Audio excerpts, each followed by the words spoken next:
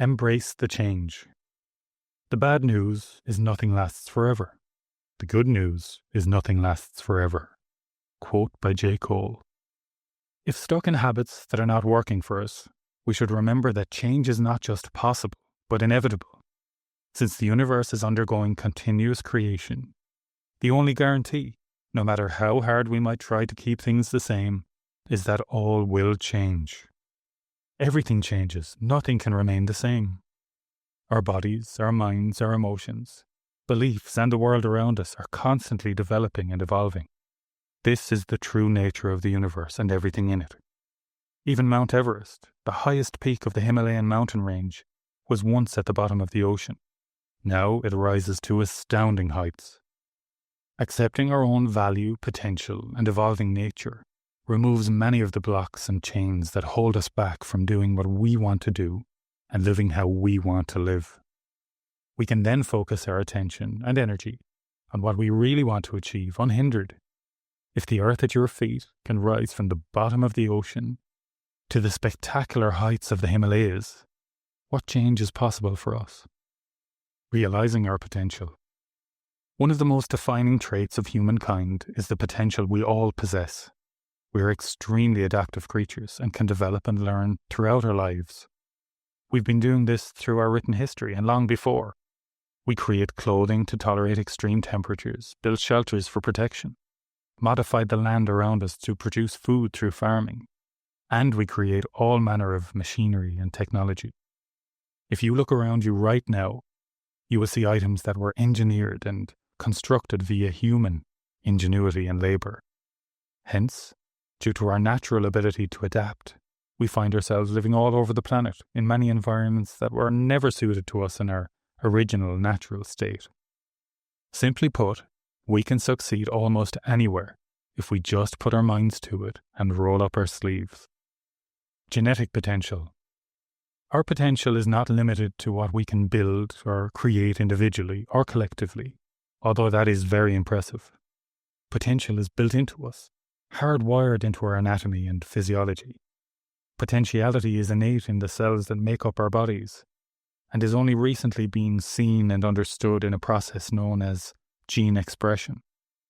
Our genetic code, or genes, are like a blueprint and instruction manual that control the development and function of the cells in our bodies. DNA gives the order that tells each cell what type of cell it is to become and what it must do. The information and orders from our genes make us what we are and cause us to operate the way we do. Our DNA code decides if we will be tall or small, soft, muscular or lean, blonde-haired or brown-eyed. Interestingly, the complete manual for the entire body is present in almost every cell, but only the necessary instructions for that specific cell are switched on. This explains why, under normal circumstances, a hair cell doesn't become a muscle or nerve cell, and why we don't grow skin where we need bones or blood. The important part for us about switching on or off genes when discussing potentiality is that while many of our genes are unchangeable within our lifetime, others can be switched on or off by our environment, lifestyle choices, and our thought patterns. The study of epigenetics tells us that where we are, what we do, and how we think can affect change in us from the inside out. That's fantastic news, because it means that we're not simply genetically determined or born to be a certain way. Certainly we are genetically predisposed or more likely to have some traits, but we also have some real control over what we become. Where there is choice, there is power, and we have lots of choice. It has also been found that some of the genetic changes made in the body because of its current needs will be passed on to offspring.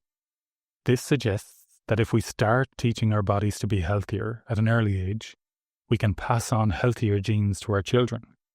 If we have kids already, that isn't an option, but they will see our healthy habits as a normal way of life, and hopefully make healthy living a part of theirs. Your effort to improve your health now can positively affect your future children and grandchildren. Think of it as a long-term investment. Even if you're not ready to take care of yourself for your own sake, do it for your kids. Brain potential. Another example of human potentiality comes from the study of neuroplasticity. This is the brain's ability to change and develop. It was once thought that our brains developed as children and adolescents, only to lose brain cells as we got older. It turns out that our brains can develop and change at any age, again according to our needs. Our regular behaviour is a key trigger for this brain development.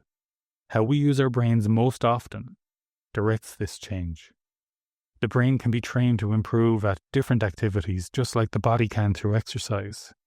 That means you can teach an old dog new tricks. When we use specific sections of our brain more, they grow and become stronger and more efficient. If we choose to develop creativity, music skills, languages, mathematics, positivity, etc., the brain will start to change as soon as we do. It's never too late to begin training our brains to do what we want. What that all means is that, to a large degree, we can write or reprogram ourselves. This, of course, has the knock-on effect of rewriting the story of our lives. Writing our own life story is possible if we want it to be. We're already doing it, in a way, each day. Only our outcomes may be less than ideal if we're doing it unconsciously and without positive intent. We might currently be scribbling and doodling aimlessly instead of consciously writing the lines we want to be part of our story. We may even be writing bad scripts because we've assigned ourselves unhealthy roles and believe that's all we can be or do. What could we do if we were more mindful and purposeful in our actions? What if we chose our roles instead?